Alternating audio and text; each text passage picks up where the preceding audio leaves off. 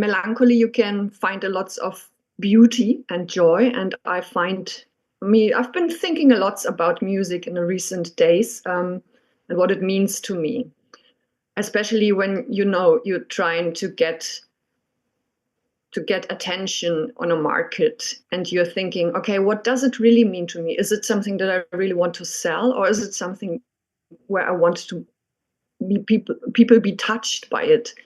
And for me, the melancholy is a way of expression of emotions. It's creating a room where you can really feel everything what is there, where you can be as honest with yourself and with the others as you wish. And I don't know, I find when I can cry with music, I also love to listen to melancholic music. And when I can cry and, just drop myself into the sound, I'm feeling so much better afterwards. And I'm feeling alive and as human being.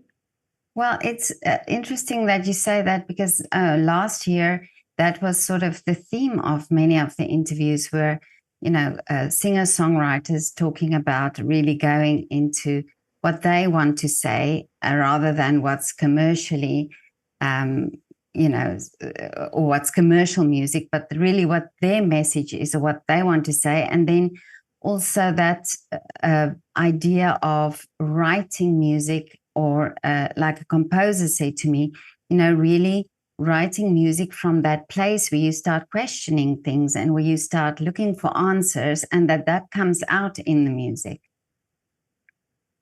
Well, I see it always from two perspectives. I've been talking about this thing with the market. It's like every day there are 100,000 songs released these days. This is insane.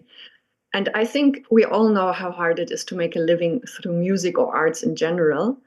And so the benefit of the whole thing, all the effort that you put in, all the energy that goes in, is to really be true to yourself somehow. And to, it has to be somehow joyful for myself. And for me, it's just a space where I can express myself, where I can have a dialogue with the audience and have a dialogue with my inner self somehow. So I actually really like this vulnerability in music, and that people are reflecting themselves. And in some way, you have to be unique, and this is the main thing that you have. The main thing that you have is yourself, and to show yourself with all the cracks that might be there. Let me leave the orbit of endless circles.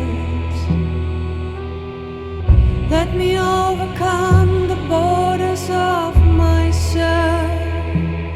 Let me break out of here.